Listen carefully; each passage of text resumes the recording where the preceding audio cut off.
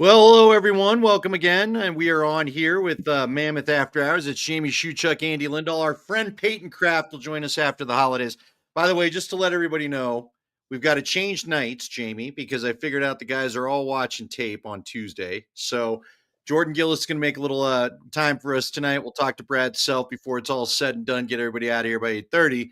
But we're probably going to move, judging by talking to a couple of the guys, Monday's probably the night we'll move this show to, just because we don't want to keep interfering with the tape deal. All the offensive guys that want to jump on, they got to watch tape. So why don't we start there before we recap the San Diego game? A little bit too familiar storyline in San Diego, but you know what? Thought the guys fought hard, just got going maybe a touch too late for the comeback. But what is the week like? You played obviously for the Mammoth and a couple of other folks. What is it like during the week as a player? Yeah, no, I think you live and die on the last game you played, so I think it's one of those things. But it's been great for the Mammoths so far this year, and this is what I'm excited to talk to Jordan Gillis about is just the confidence they feel. They kind of got their swagger back after those first two wins, and that's something that we didn't really see them have last year. They, after being so hot 2 years in a row and they were down a lot those years, and they ended up winning the championship. So I think it was just a mental adjustment for them and some new faces in the locker room. But it's nice to see that the confidence is going, and I think they just ran into a kind of a desperate, angry San Diego Seals after their overtime loss the previous week. So great battle, good game. The boys battled hard, but something that intrigues me is these next 5 games that the Mammoth have here. We'll get into that a little bit later. I want to add Jordan. You know what? Let's let Jordan. You guys can just talk together as we welcome Jordan to the stage. Jordan, how you going? To see why haven't we had this all the time? This is what we need. Jordan, first off, how you feeling? I'm great. Thanks for having me. Not sore at all this early going to the year. What's it like in the early part of the season? Any extra bumps and bruises, or you just fall right back into shape? We're right back in. I'm 30 now, so I'm getting up there. But the body's holding up. I feel good. Maybe Sunday we get a little sore, but we're right back at it Monday. Yeah, hey, you played defense, buddy. How's Eli McLaughlin feeling? You guys are probably around the same age. I'm sure he's a little more banged up than a D guy. Exactly. That's my job to give it to him. Yeah. Oh yeah. All right. Real quick, I want you both to talk about this because again, Jordan, it's been interesting. I keep finding out you guys have tape tonight. So I'm curious, what does the regular work week look like for you once you're done with game day? Right. So we're workout. Joel, our trainer, gives us a good workout plan. We're right back at it Monday, Tuesday. I think he likes to get a little rest day or recovery day Wednesday. And then Thursdays, I don't know, up to you to do whatever you want. But yeah, I know we just did an hour and a half of film, and now I'm jumping on here with you. We're getting ready to go this weekend.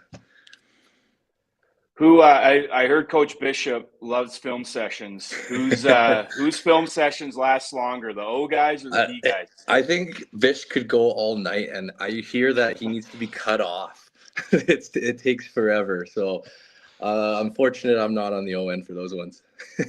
What do you guys do with film? I mean, again, what are you watching? Are you looking at how you set something up? I mean, is it the rotations? Like educate the what is that like? I'm sure every team's different, and even offense, defense is different. But for us, we look at our previous game on Tuesdays. So the good, the bad, goals against, faceoffs, everything that happened this past weekend against San Diego. And then we'll actually have another film session, usually before practice on Friday, to go over Halifax, what their tendencies are, and try to just lock in for that next game. And again, I'm curious, and Jamie, I want any experience you have. I want to hear this too.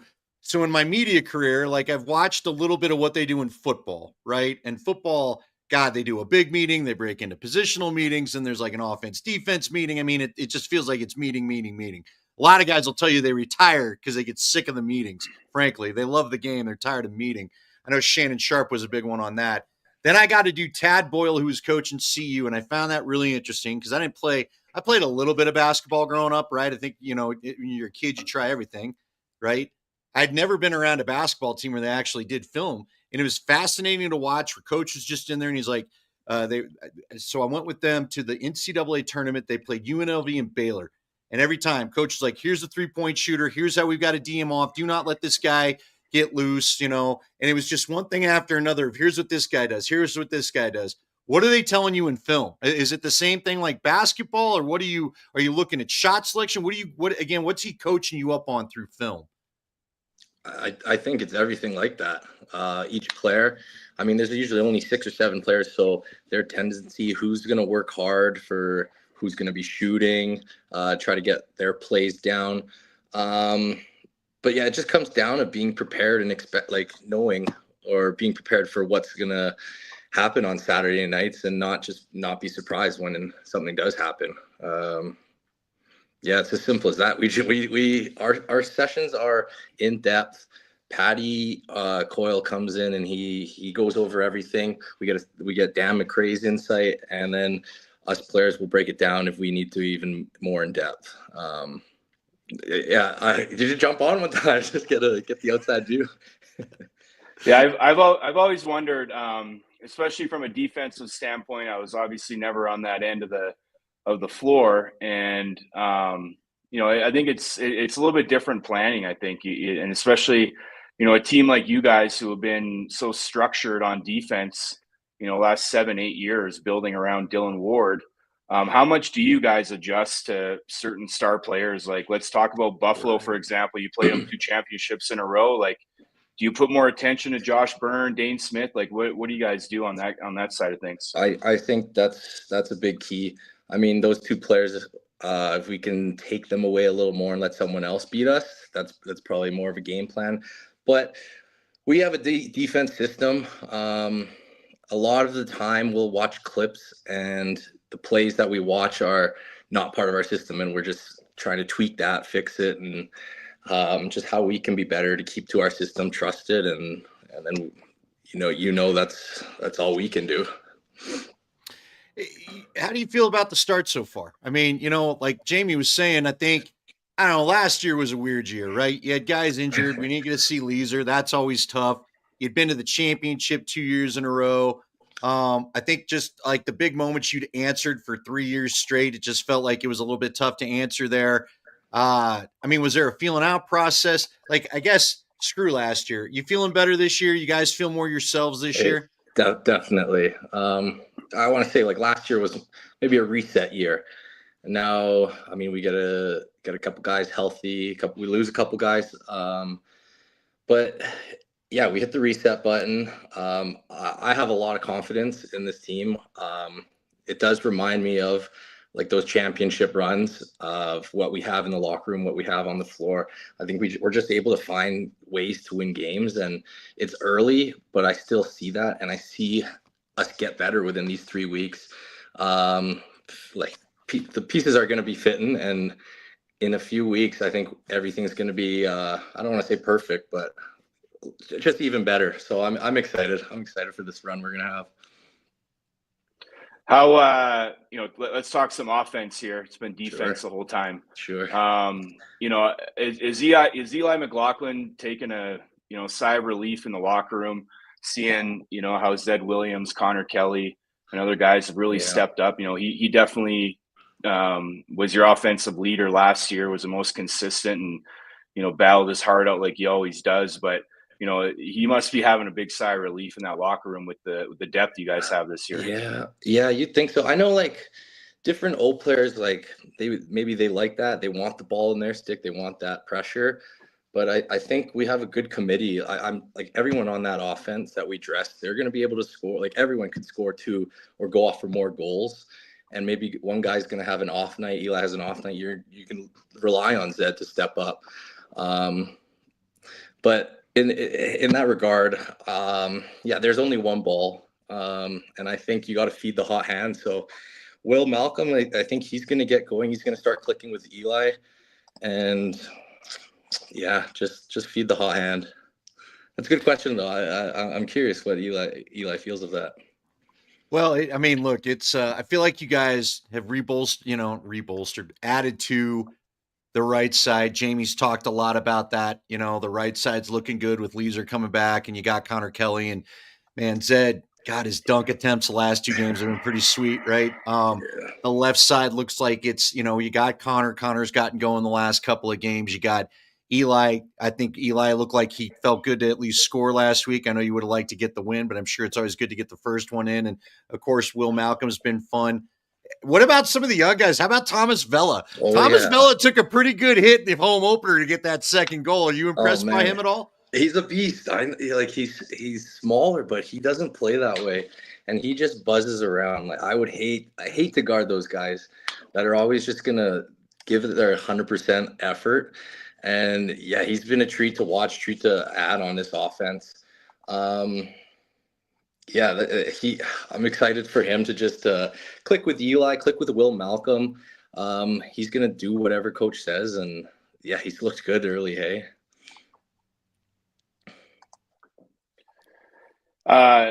Yeah. Next question here. Sure. I'm sorry, I'm just bringing it up here too. But I was about to say, are you getting a text? obviously, no.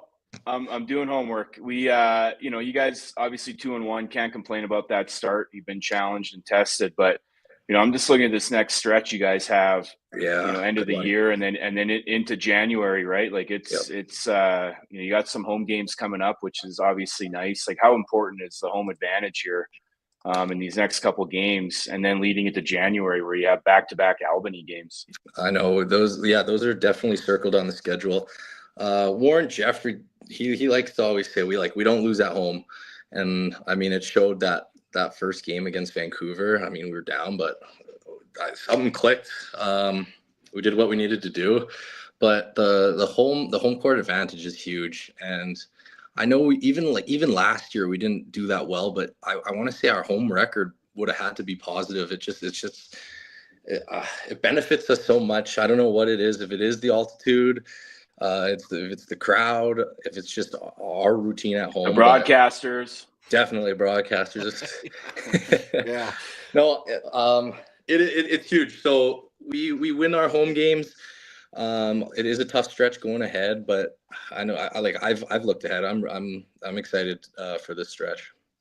How are you settling into life in Colorado? We always like to get a taste of life away from the floor. I mean, you're living here now, right? I know you do some coaching. Our buddy Marty Cesario, who jumps in on the broadcast, sees you out at the old Dome a couple times. How's life away from lacrosse right now? It's good. So I'm working now in medical sales. So it's definitely changed my routine up.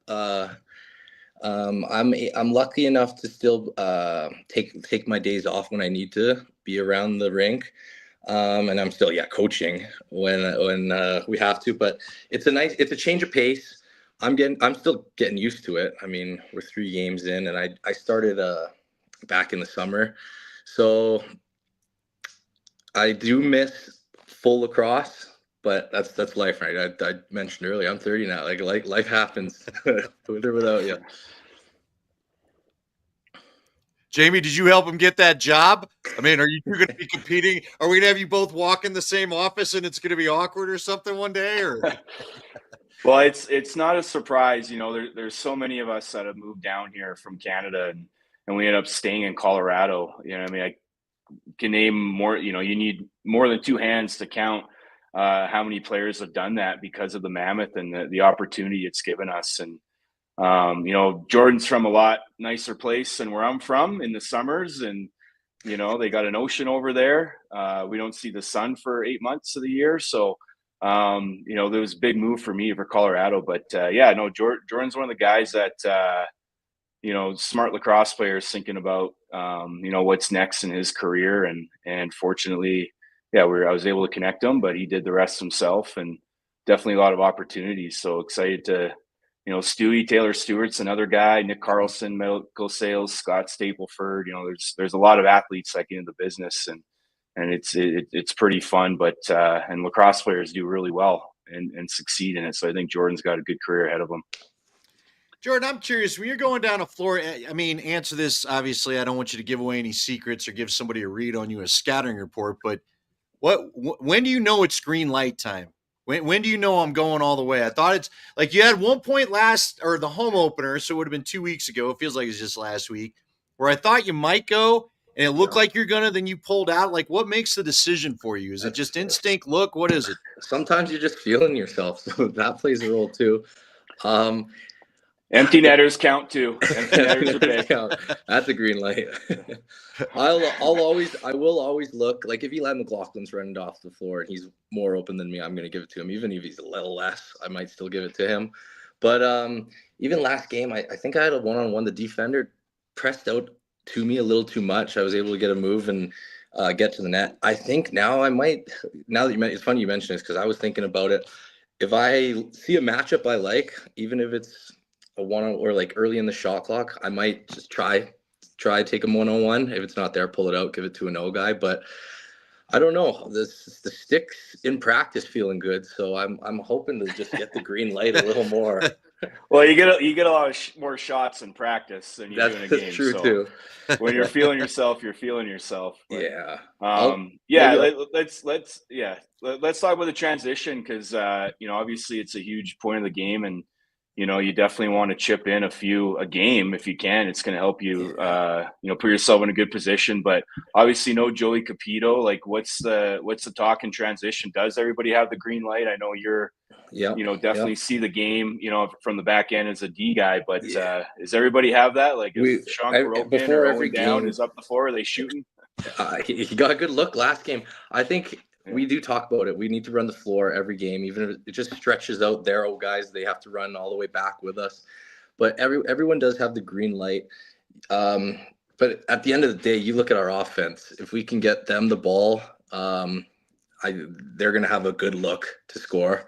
But, I mean, we still have Dylan Ward who can drop dimes to us when we stretch the floor and we're wide open. So if I personally, I want to run the floor more. I want to get more looks in transition, but I play defense. So if we hold them to 0 goals, I'm sure we're going to win that game. I can't be looking at that too much. What's the deal with Hope? I mean, he's getting in fights all of a sudden. Guys are getting all like, I feel like you had to step in that first game, but is he getting grumpy old man on you, or what's happening with Hope? No, he's everywhere. Hey, if there's a skirmish, he's always in there. I mean, he's fighting for loose balls, but that's our captain. That's exactly what we look for. That's just leading the team. I don't know if he's a fighter. He hasn't needed to yet, but he's gritty. He'll get in there. Well, it's been fun having you. I'm glad you could jump on with us. We'll probably grab you again before the year's up. It's a long season. Yeah. But I know you're always one of the fan favorites, so it's good to see that you're doing all right. There's no bruises in there. Do you have a bad rug burn yet? Do you have any bad? When did the rug burn set in? I'm all good. Maybe I got to play. He plays defense, Andy. I got to play harder. He gets dumped going down sometimes. I'm just kind of curious. I don't block some shots. Jump in front of the shots. Exactly. Block some shots. Get some bruises. Oh yeah, that's right. You got to soak. We got to do the soak thing. You got to soak it to some part of the body. So, it's a stat. Where did soak come from for you? Craig and Shoechuck were giving me a hard time last week because Brett said I've never said I blocked a shot or the ball hit me or whatever. When did soak come in? I want to say it's a hockey phrase. Okay. I don't. That's a great question. It's been around though. Jamie, look at Jamie. Jamie, you guys will get me hip on all this stuff sooner or later. I played field ball. We weren't soaking anything. We weren't wearing anything. So, all right, man, stay healthy. We can't wait to see you Saturday. Have fun with beach night. Maybe you get a warm up in the beach shirt, or what are you going to do? I hope I get one of those. Maybe I'll show up in some sandals or something. I don't know, but you know what you need? You need like the Jimmy Buffett parrot on your shoulder. Yeah, just for warm up. So that's a horrible idea. Don't do that. All right, Jordan, we appreciate it, man. Yeah, thank you for having me. See you, buddy. All right. I'm quick with the trigger there, but we got to let the GM, president of the team, Brad Self, jump in with us on Mammoth After Hours. There he is. Now hold on. Did you guys play together? Did you guys cross paths in your playing career? I don't think we were ever in a locker room together. No, but against for sure would have to go back to the archives and check when, or if we actually, you know what, Chewy, that's a good kickoff right there. We got to look into that, Chewy. I didn't have as many seasons as you, but probably back to when you were in Rochester and I was in my early days with the Mammoth. Yeah, I just wonder if we actually crossed over, right? I don't know what it was like then. Yeah. We didn't with the East West, and you know how it's ever Yeah. changing. So it's a Well, good you know what? question. Let's start there because we had our production meeting today for the game cast. Turns out, like, because I asked the guys, I don't remember calling a Halifax game. I don't remember you guys playing them too much. I'm sure you did, obviously, a year ago. But Halifax coming to town for the first time since 2020 this Saturday. Are you excited to get a new team in the building? Will it be great for the fans? For sure. Yeah, it's always nice, right? I like the new setup, right? With the one stand, one division, whatever you want to call it, right? And it's good for our fans to see other teams, not just teams, but obviously star players. So and even for us, right? Just from a scouting prep standpoint, keeps us on our toes. You don't see the consistent teams over and over again, right? So yeah, no, it's exciting for fans and exciting for us.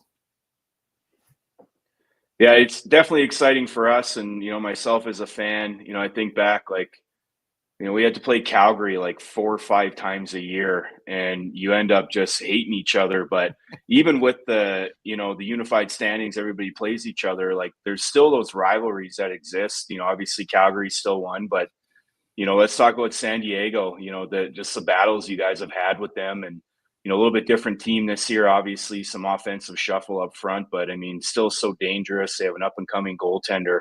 What are your thoughts on that game after starting out 2-0?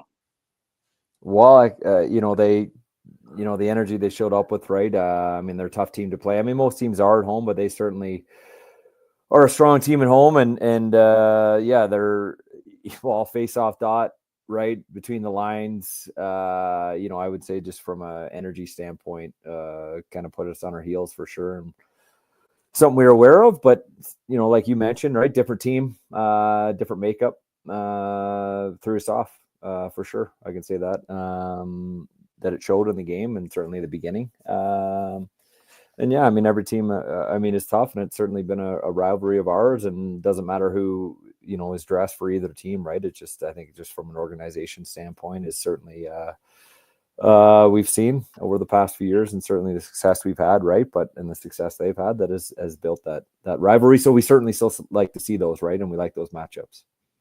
By the way, shout out to Graham Perot on Twitter. He's coming in hot doing the research at his NLLstats.com. Not only do we know that you guys played each other twice, but you were 1-1. So you each got one. I don't know which was which, but you each got one as far as your team's winning. Well, Shuey, we got to suit up again, to break the tie here. We'll get out in Castle Rock here and try to break that one. There we go. Yeah. What do you know what's it like when you get, like, listen, we could do broadcast, it was San Diego, it was Calgary, it was Vancouver, slash Saskatchewan, slash Edmonton, slash whatever. But we barely had to prepare for games. What's it like now, Brad, with having these Eastern teams come in and everything being a little more regular, and having, like, is it more work on the coaches? Do you have to do more advanced scouting to get ready for this? How tough is this? Yeah, I mean, it goes with the territory. It's our job, but like I said, yeah, our scouting reports, we gotta do a deeper dive. I mean, it's one thing, right, to be playing the Calgary Band. You get into the second half of the season when it used to be East-West, and yes, there was some changes, whether it be via trade or guys coming off IR, right, for Van, Calgary, right, San Diego. But now it's every single weekend's a different team, right? So we have to do the full report every single weekend, like I said, but keeps us sharp, right? Keeps us on our toes, and yeah, it needs to prepare and make sure we're at our best for every single weekend. And not that we didn't in the past, right? But like I said, it seemed like a little bit, I would say, from a prep standpoint, maybe from the staff behind the scenes, was a little bit easier. So we have scouts that our Andrew McBride and our Western, Eastern, Alberta scout, myself, right, that along with the coaches that are all a part of the prep. So like I said, I think it's a good thing because it keeps us engaged with one another and sharp, and providing input as we prepare for the next opponent, because everyone has a little different intel from past experience and or relationships that these have with these guys, right? So yeah, it's a good thing. But right. Like I said, it's a lot. So, but it's a good thing. I got one for both of you then. How long do you feel like, when you didn't know an opponent, and I'm sure you both dealt with that at least a little bit in your careers, how long is the feeling out? Is it a quarter? Is it first 5 minutes? I mean, how long to see if the scouting report and what the dude's doing that night match up? I would say there's more probably than when Shuey and I were playing as far as video. So We were watching them on process, DVDs then. yeah, that's right. Right. We couldn't just log in or watch it on our phone. Yeah, I'd say we're watching more, even when it's, 6 weeks away. I mean, we're all watching these games on a regular basis, right? So the feeling out process wouldn't be as long as it was probably, like I said, in years past. I don't even know what a scouting report would have looked like back in the day. Yeah, I remember. I think it's definitely, obviously, analytics has become a big part of the game, and I mean, stats don't lie. There's data that you can look at, and depending how much you want to go in depth with it, it's definitely a useful tool. I think definitely being around John Gallant, who is the biggest film nut I've ever met in my life. I mean, the coaches now you have to, because the other guy's doing it. And, Kurt Malosky, I'm sure, is watching lacrosse, anytime he's not at work or probably on his lunch break, like you guys are all just so in depth. And I think it's just because the league has become so much more competitive. I mean, talk about when we were playing, teams didn't have the depth that every team in the NLL does. So I think that's a big factor too. So I think, film studies, I was joking with Gillies there earlier, who has a longer film session over the D guys. And typically it's the D guys, but apparently that's on the offense. They all can have some lengthy ones. That's for sure. Yeah. Bish likes his video. That's for sure. So, yeah. Do you like your shooters this year? I mean, with Ryan Lee coming back and I thought it was good to see Connor Kelly get acquired last year. And I don't know. I'd love to know how long Connor thought it took for him to get comfortable. But man, watching the last couple of games, I know the first half of the home opener felt like everybody had to knock some rust off. But from that point forward, lots of good goals in Vegas. Maybe got a little bit going a little later than you wanted to against San Diego, but still the offense did kind of find a groove. Do you like your shooters? Do you like your O guys right now? Yeah, no, we really, going into the season, right, we knew it would take some time, but certainly liked the makeup of our team, adding, bringing Ryan Lee back, right, to get a guy who whatever, 6-7 point a night guy, it's not easy to come by, right, but we knew it would take a little bit of time just with given his health, right, and where he's at, and then to add a guy, for free in Will Malcolm, right, who's been almost a 100-point guy the last 2 seasons, who was tough giving him up when we did, but thrilled to get him back. And I think, the best is yet to come. We're only 3 games in here. It's still going to take some time for our guys to mesh and gel and to, find their way. But as we talk about reports and teams that have had success over the past however many years, it's like 12 plus goals a game has proven to be one of those kind of barriers. And we've struggled to get there. So really kind of put a focus on our offense. And so far, so good. I mean, we're 2-1, but we've, scored on average more than 12. So we think that number will continue to increase. So, yeah, let's talk about the next little bit here. 3-game homestand, and we talked about it with Gillies too. I mean, how important the Mammoth crowd is, and just playing in your own barn, getting all your same routine, going to the same restaurants, same hotel, all that kind of stuff. I mean, and then you have the holidays and you guys are right back, but tough next stretch here. Do you guys kind of break it into segments? I know a lot of teams, obviously the end goal is make the playoffs and go from there, but how much do you guys kind of break it into segments for your guys? Yeah, I mean, we, once the schedule isn't released, for sure, right, we look at it, determine it is what it is, what schedule you get, right? But certainly look at ours as one that's favorable early in the year as far as travel goes and playing at home. And these next one, a nice split, right? Going on the road, get the first one at home. But to have these 3 coming back, certainly really important for us. And as we talk about the unified standings, we're going to have some stretches where we go west to east that are going to be challenging from a travel standpoint, right? So makes it that much more important, these home games coming up. So I mean, I would say we put an importance on it. We haven't put a number I would call on it, but I think, in all of our heads, we look at these as got to get 2 of 3 for sure, and if not all 3. So, but obviously important we show up for Halifax better than we did in San Diego. So, but certainly exciting, like you mentioned, playing at home. I mean, our home crowd on game one was phenomenal. It's been for great time. So from a fan standpoint, staff doing a tremendous job getting people there. There's no better place to play than in Colorado, and we're all excited to get back there. Like you said, routine, right? But to just the energy that our fans bring obviously adds an element to our team. All right. Well, we'll let you go. We appreciate you hopping on. We got home games on the 21st and the 29th, so keep it. I know it's a big holiday week. Everyone's got family in town, but you got to book in 2 chances. That's Saturday night, this Saturday night. Sunday's a 2:00, right? So the 29th is a Sunday.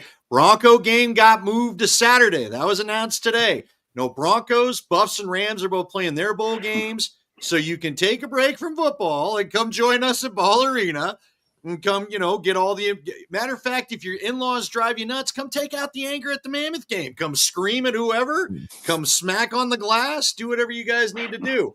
All right, Brad, we appreciate it, man. We'll talk to you again down the road here. Thank you. Sounds good. Thanks, fellas. See you, buddy. All right, Jamie, we got to wrap this up because, again, I like to try to keep it tight for the replay. Again, shout out to Grant Perot. Thank you for jumping in with the stat.